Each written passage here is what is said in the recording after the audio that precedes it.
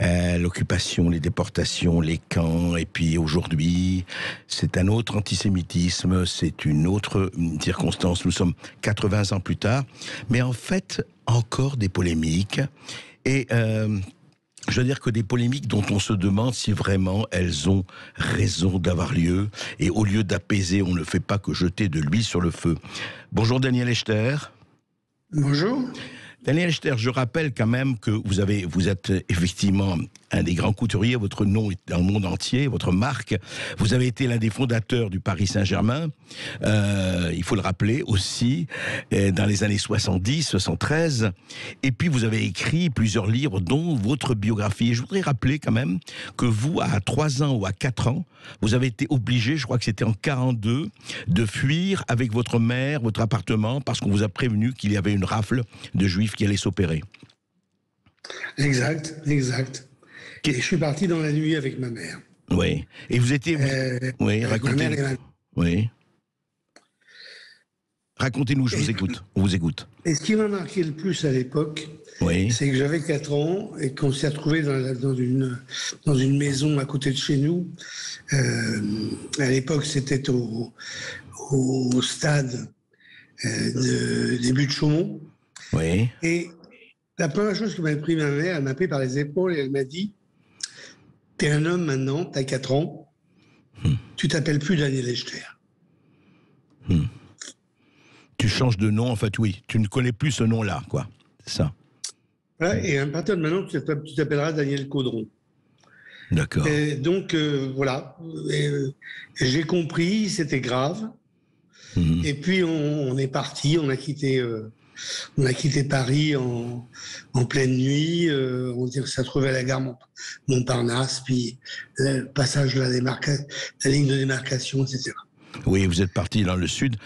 Alors aujourd'hui, c'est 80 ans plus tard, on va parler d'aujourd'hui, et on parle, de Éric Zemmour, candidat potentiel à la présidence, qui a parlé peut-être excessivement encore là, pour certains, du rôle du maréchal Pétain. Il a parlé effectivement, des familles qui sont enterrées en France ou en Israël, mais au-delà de ça, il y a eu quand même des réactions très forte, et peut-être assez étonnante. Je veux préciser que je ne suis pas d'accord avec tout ce que dit Zemmour. Il y a des choses qui sont insupportables. L'histoire des enfants qui n'ont pas été enterrés en France, Pétain, il a peut-être sauvé des juifs français, mais il a condamné des juifs d'ailleurs. Alors, c'est pas mieux. Bien sûr. Mais et puis et en fait, c'est pas à Zemmour de faire l'histoire, c'est aux historiens. Donc Zemmour exagère un petit peu, même dans son comportement vis-à-vis de Marine Le Pen. Il est excessif. Il est excessif, mais est-ce qu'il faut dire de lui ce que dit par exemple Francis Khalifa? Je rappelle que Francis Khalifa, c'est le président du CRIF. Francis Khalifa a dit à Radio J, c'était en septembre, au grand journal de Steve Nadjar: pas une voix juive ne doit aller au candidat potentiel Éric Zemmour. Et je voudrais vous faire écouter aussi ce qu'a dit le grand rabbin de France, Haïm Corsia, qui était l'invité de Thomas Soto mardi dernier.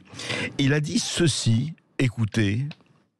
Alors il y a la présidente de l'UEJF qui, dans Le Monde d'aujourd'hui, dit « C'est terrifiant ». Parlant d'Éric Zemmour, que la figure raciste aujourd'hui soit juive. Il se présente avec sa part juive et il en joue. Disons que ça décomplexe ceux qui portent un antisémitisme insultant à la mémoire des Juifs pendant la guerre. Et je crois que n'importe qui d'autre dirait ce qu'il dit serait déjà condamné. En tout cas, moi je pense que la justice devrait... Il a été pour incitation à la haine raciale. Vous avez absolument raison. Et il faut le rappeler, il a été condamné par la justice du pays. Et donc, ce qu'il dit est une atteinte grave, je crois, à l'histoire, aux faits historiques et à la mémoire. Maintenant, le fait qu'il soit juif... Éric Zemmour ? Antisémite, certainement. Raciste, évidemment. Je veux dire, quand vous dites simplement qu'il y a trop de tel ou tel, moi qui porte un texte qui s'appelle la Constitution, qui est fondée sur l'idée des droits de l'homme, et qui porte aussi un texte qui s'appelle la Bible et qui dit « Tu aimeras l'étranger car tu as été étranger en terre d'Égypte », je ne peux pas être en phase avec ce qui est. Alors Daniel Echter, quand même, cette espèce de mobilisation qui, je le rappelle, n'est pas du tout suivie, en tout cas à ce niveau-là, par beaucoup de juifs français, cette espèce de dire, mais écoutez, c'est un raciste, c'est un antisémite, et le côté pas une voix juive ne doit aller au candidat potentiel. Ça vous inspire quoi ? C'est insupportable. C'est insupportable parce que ces intellectuels juifs, qui sont des intellectuels de gauche, marquent leur côté beaucoup trop fort et d'intolérance qui ne sont pas les valeurs de la gauche. Mais quand j'entends Francis Khalifa, Arnaud Klarfeld, Bernard-Henri Lévy, encore que Bernard-Henri Lévy, entre Bernard-Henri Lévy et Zemmour, il y a un contentieux. Patrick Klugman, tout ça, c'est insupportable. C'est insupportable parce que c'est laisser entendre qu'il y a un vote juif.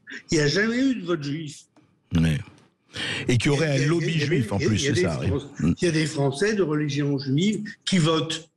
Mais il n'y a jamais eu de vote juif. Et que ces gens puissent parler en notre nom, c'est insupportable. Insupportable. Oui, c'est-à-dire que... Moi, je suis scandalisé par l'attitude il faut le dire, de ces gauchistes.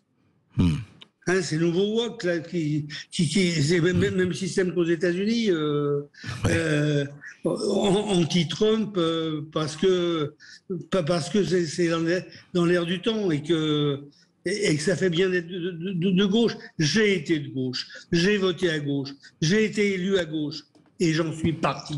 J'en suis parti pourquoi ? Parce que ce sont des menteurs. Et parce que j'ai été roulé dans la farine. Alors, je le dis, je suis un ex de gauche. Ouais. Mais maintenant, je suis bien à droite. Mais vous êtes ce côté dire juif, français, juif. Vous avez toujours été français, vous avez toujours été juif. Ça n'a jamais opposé un problème. Écoutez, moi j'ai toujours été français et fier d'être français. Fier d'être juif. Non, il n'y a pas à être fier d'être juif. On est juif et puis c'est tout. Mais français, moi quand j'entendais la Marseillaise, quand l'équipe de France, tout ça, c'est pour moi, c'est tout ce que j'ai appris dans mon enfance. Ouais. Et je dois dire une chose, parce que je suis critiquable, sûrement, par certains. J'ai quitté la France il y a 20 ans. Mais pourquoi j'ai quitté la France ? J'ai quitté la France parce que, au lieu de me donner la Légion d'honneur pour ce que j'avais fait, on m'a envoyé des contrôles fiscaux. Et que la gauche, là aussi, elle a été lamentable. Alors, et j'ai gagné. Hein, tous mes contrôles et toutes les procédures que j'ai faites. Oui, vous avez tout gagné. La France, j'ai gagné. Mais je suis parvenu parce que cette France qui est jalouse, qui est méchante, aujourd'hui, c'est pas la France. Et quand Zemmour, aujourd'hui, dit qu'il y a de l'espoir, il a forcément raison. Et au moins, lui, il fait quelque chose. On ne peut pas laisser continuer ces imams prêcher, on ne peut pas continuer ces banlieues et ces zones de non-droit. Ces zones de non-droit. On ne peut pas laisser tout ça. Il faut que ça s'arrête. Et personne le dit. Et au moins, un type comme Zemmour, il met les pieds dans le plat. Mais alors pourquoi effectivement, par exemple, ces autorités, ou entre guillemets autorités, enfin, grands rabbins, CRIF, etc., ils se polarisent que sur lui, comme s'il n'y avait que lui qui provoquait, alors que sur les attentats antisémites et compagnie, Dieu sait s'il y a des choses à dire aujourd'hui, et qui fait les attentats antisémites aujourd'hui depuis 20 ans, d'ailleurs 25 ans. Mais parce qu'il est dérangeant. Il est dérangeant, il dit la vérité. Il dit des choses que tout le monde comprend. Alors que les autres, je suis désolé, mais les autres politiques, c'est n'importe quoi. Ils veulent plaire. Mais que plaire ? Parler pour parler. Au moins, Zemmour, il dit les choses. Il dit les choses il dit des choses qui sont vraies. Et en fait, oui, allez-y, Daniel. Oui, quand dans les banlieues on attaque la police, c'est inadmissible. On peut pas continuer comme ça. Et ces politiques à l'heure actuelle, nos gouvernants actuels, qui ne font rien, parce que c'est vrai qu'ils ne font rien. Oui. Et donc vous pensez que cette polémique là, ou que ces polémiques, enfin qui sont peut-être de l'écume, en tout cas qui font quand même beaucoup jaser et buser, comme on dit aujourd'hui, en fait n'ont pas lieu d'être sur antisémites, racistes, etc. Non, parce que je ne crois pas.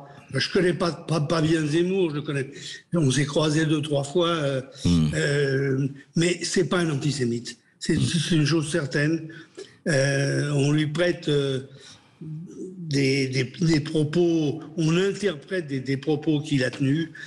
Bon, c'est vrai qu'il est excessif. Il est excessif, mais s'il n'était pas excessif, il n'aurait pas passé la barre. Il ne serait pas entendu du tout, effectivement. Donc, bon, et il y a un moment où on sait que pour un moment passer au-dessus du bord, il faut être provocateur. C'est presque... C'est presque de l'excommunication qu'on essaye de faire. Enfin, c'est presque qu'il est excommunié. C'est un mot chrétien, bien sûr, mais enfin, c'est quand même bizarre. Enfin. Non, mais enfin, je veux dire, on est français. On est né français. Et nous avons su nous intégrer. Enfin, nos grands-parents ont su s'intégrer. Moi, aujourd'hui, il y a des choses qui me dérangent. Je le dis franchement, la kippa me dérange. Le voile me dérange. Bon, mais c'est comme ça. Hein. Pour moi, tout signe ostentatoire est insupportable. Et voilà, je suis pas raciste. J'ai jamais été raciste. Au contraire, j'ai même été pro-arabe à un moment. Pendant la guerre d'Algérie, j'ai essayé de comprendre. Et pourtant, je me suis retrouvé sur des bases où le FLN attaquait. Mais j'ai essayé de comprendre. En tout cas, vous dites français, et puis ne nous bagarrons pas de cette façon entre Français qui croyons à un certain nombre de valeurs qui sont de la culture, de la civilisation, etc. Enfin, françaises, quoi. Voilà. Oui, parce que on est français et restons français. Alors, on peut faire partie de l'Europe, on peut faire partie de tas de choses, mais on est français. Et l'identité française, c'est quelque chose d'important. C'est clair. Hein, c'est le pays des droits de l'homme. Et aujourd'hui, je trouve qu'il y a un manque de tolérance qui est vraiment devenu insupportable. Merci Daniel Echter, merci pour ce que vous avez dit et pour votre témoignage. Merci beaucoup Daniel Echter, et puis nos auditeurs vous remercient sur le Facebook Live, et il y a même Raymond qui fait un parallèle entre votre discours et celui de Charles Aznavour à l'époque, l'Arménien d'origine. Merci beaucoup Daniel Echter.